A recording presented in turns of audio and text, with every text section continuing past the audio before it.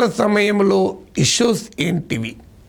ఒకటి, పత్రికలు, టీవీ ఛానళ్ళు వార్తల ద్వారా, డిబేట్ల ద్వారా కొన్ని ఇష్యూస్ను రైజ్ చేస్తూ ఉంటాయి. ఒక రకంగా ఎజెండాను సెట్ చేస్తుంటాయి. దీన్నే మీడియాలో agenda setting function of media అంటారు. అలాగే రాజకీయ పార్టీలు బహిరంగ సభల ద్వారా లేదా వివిధ సమావేశాల ద్వారా, మేనిఫెస్టోల ద్వారా కొన్ని క్యాంపెయిన్ ఇష్యూస్ను జనం ముందుకు ఉంచుతాయి. సో వాయిగా థర్డ్ లేయర్ ఏంటంటే ప్రజలు. అసలు ప్రజలు తమకు ఓటు వేసే ముందు ప్రజా సమస్యలు ఏమని ఫీల్ అవుతున్నారు, ఈ ఎలక్షన్స్కు ఏమిటి ఇష్యూస్ అని ఫీల్ అవుతున్నారు. అండ్ వాస్తవంగా మీడియా రైజ్ చేసే ఇష్యూస్, పొలిటికల్ పార్టీస్ రైజ్ చేసే క్యాంపెయిన్ ఇష్యూస్ ప్రజల ఆలోచనలను రిఫ్లెక్ట్ చేయాలి. కానీ రిఫ్లెక్ట్ చేస్తాయా? ఈ ప్రశ్న చాలా సందర్భాల్లో మనకు వస్తుంది. ప్రజల ఆలోచనలు, మీడియా, పార్టీల ఆలోచనలు ఒకే రకంగా ఉన్నాయా?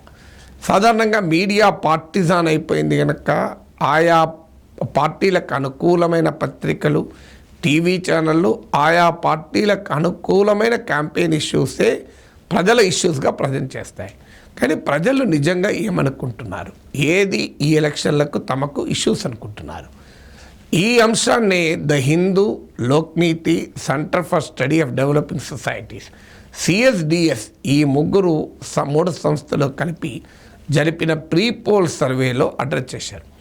ఈ 3 సంస్థలు pre poll, post poll studies చాలా జరుపుతూ ఉంటాయి. ఎన్నికలకు ముందు, ఎన్నికల తర్వాత సాధారణంగా సర్వేలు ఎవరు గెలుస్తారు, ఎవరు ఓడతారు అనే ఒక క్యూరియస్ ఎలిమెంట్ను మాత్రమే అడ్రస్ చేస్తాయి.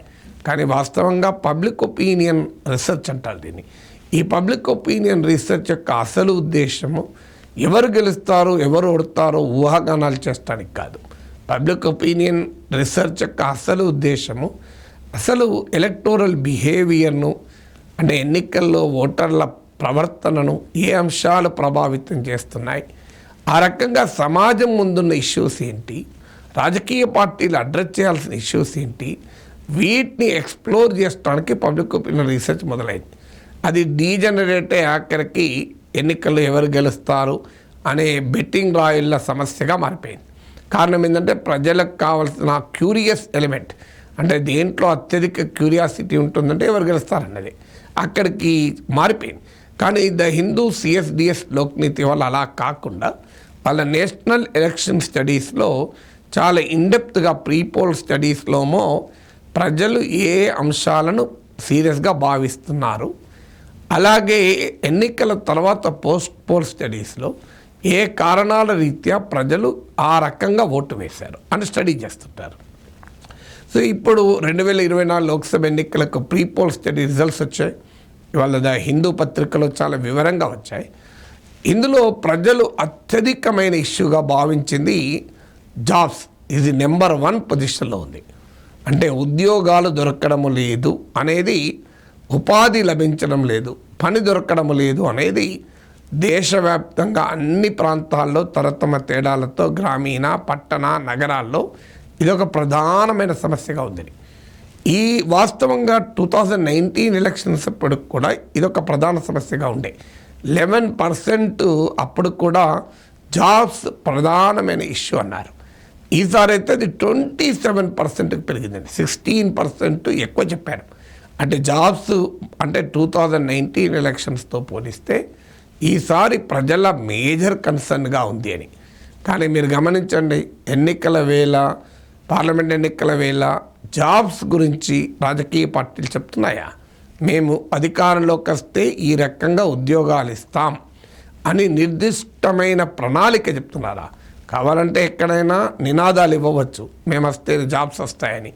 కానీ ఎక్కడ accountable? Prime minister Modi last 2014లో 2 కోట్ల ఉద్యోగాలు ఇస్తానన్నారు.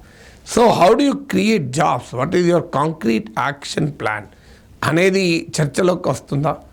ఇక రెండవది జాబ్స్ తర్వాత ఇన్ఫ్లేషన్, ధరల పెరుగుదల second most important concern of ఓటర్లకు అత్యధికంగా చెప్పినది రెండవ అంశం ధరల పెరుగుదల.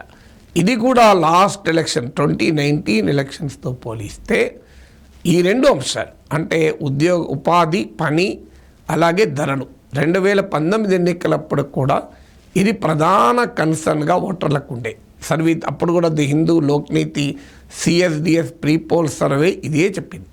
అప్పటికన్నా ఈసారి ఇంకా ఎక్కువ చెప్పారు. సో ఉదాహరణకు నేను ఇంతకుముందు చెప్పినట్టు జాబ్స్ అయితే 16% మంది ఎక్కువ చెప్పారు. ఇది ప్రైస్ రైజ్ 19% ఎక్కువ చెప్పారు.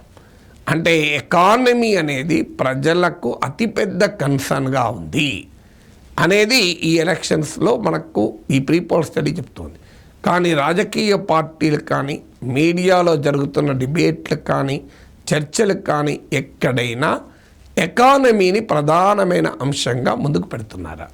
రాజకీయ కంటెస్టేషన్స్లో, రాజకీయ పార్టీల వాద ప్రతివాదాలలో ఎకానమీ గురించి ఎంత సీరియస్గా చర్చిస్తున్నారో మీరు చూడండి.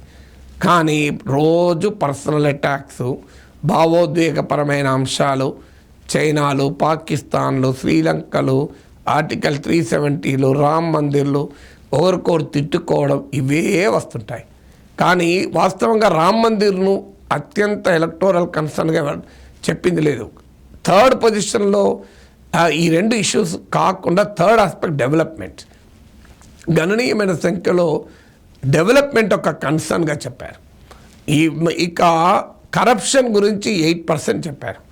కరప్షన్ కూడా ఒక అంశము అని. అంటే రామ్ మందిరు కూడా ప్రధానమైన అంశంగా చెప్పలే. సో చైనా, కాశ్మీరు, పాకిస్తాన్, శ్రీలంక, కచ్చితీవులు వీటిని ప్రధానమైన అంశంగా జనం చెప్పలే.